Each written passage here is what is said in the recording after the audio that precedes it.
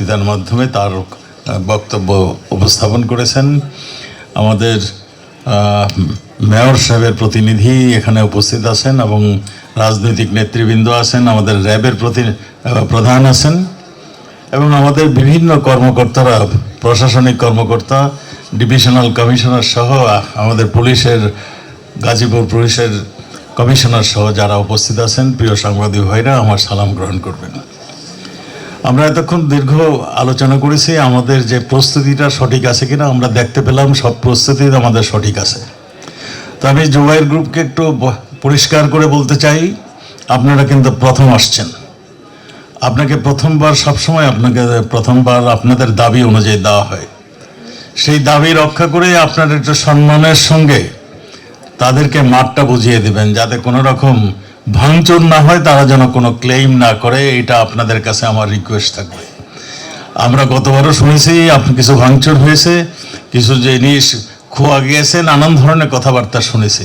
আমরা চাই আপনারা সুন্দরভাবে আপনারা তাদেরকে মাঠটা বুঝিয়ে দিবেন এবং আমাদের গোয়েন্দা বাহিনীরও একটা রিকোয়েস্ট রয়েছে যে আপনারা ওই দুপুর পর্যন্ত না গড়িয়ে সকাল থেকেই আপনারা মাঠ হস্তান্তর করার প্রচেষ্টা নেবেন। এই রিকোয়েস্টটাও গোয়েন্দা বাহিনীর সঙ্গে সঙ্গে আমারও রয়ে গেল। আমরা এখানে যারা আমরা আসছি সবাই আমরা চাই একটা সুন্দরভাবে বাংলাদেশের একটা ঐতিহ্য, বাংলাদেশের একটা মানে ইতিহাস সৃষ্টি করেছে এই ইজতেমার মাধ্যমে। তা আমরা এই জিনিসটা অক্ষুণ্ণ থাকে, সেই জন্যই আমরা চাই। এবং আজকে প্রস্তুতি সবাই আমরা সবার সঙ্গে যে আলাপ করলাম তাতে আমরা বুঝতে পেরেছি আমাদের আয়োজন সুসম্পন্ন। এখন মহান রাব্বুল আলামিন আমাদেরকে যদি বাকি সহযোগিতাটা করেন, আমরা ইনশাল্লাহ সেই কাজটি করতে পারবো। আমরা সুন্দরভাবে এই ইজতেমার আমরা করতে পারবো। 2 থেকে 4 মাওলানা জুবাইর সাহেবের, 9 থেকে 11 ফেব্রুয়ারি আমাদের ওয়াসিফ সাহেব, মানে আমাদের 7 গ্রুপের। আমরা সবাইকে অনুরোধ করব আপনারা যেন মিলেমিশে চলেন। আর কালকের যে দুঃখজনক ঘটনাগুলি ঘটছে, শুধু কালকের ঘটনা, আপনার বিভিন্ন জায়গায় এই ঘটনাগুলি ঘটেন। আপনাদের কাছে আমি বিনীতভাবে অনুরোধ করব আপনারা এই ঘটনাগুলি ঘটাবেন না।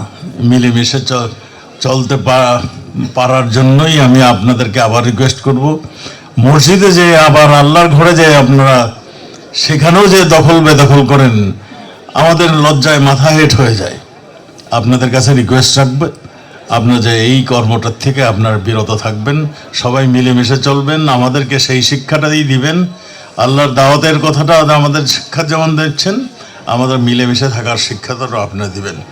আমি আর কথা বাড়াবো না, কারণ নামাজের সময় হয়ে গিয়েছে, আমাদের নামাজের সময় পার হয়ে যাচ্ছে। সবাইকে ধন্যবাদ, শুভেচ্ছা জানাচ্ছি। আবারও মহান রাব্বুল আলামিনের কাছে শুকরিয়া গুজার করে আমি এই সভার সমাপ্তি ঘোষণা করতে চাই। আগামী ইজতেমাটা সুন্দর হবে, সফল হবে, এই আশাবাদ ব্যক্ত করে বিদেশি মেহমান যারা আসবেন তাদের জন্য আমাদের যে অংশ, আমাদের স্বরাষ্ট্র মন্ত্রণালয়ের যে অংশ, তাদের ভিসা এবং তাদের যা যা করণীয় আমরা সুন্দরভাবে সেটা করব, সেটার প্রোগ্রাম আমরা করেছি। আপনাদের সবাইকে ধন্যবাদ জানিয়ে আমি এখানেই শেষ করছি। জয় বাংলা, জয় বঙ্গবন্ধু, বাংলাদেশ চিরজীবী।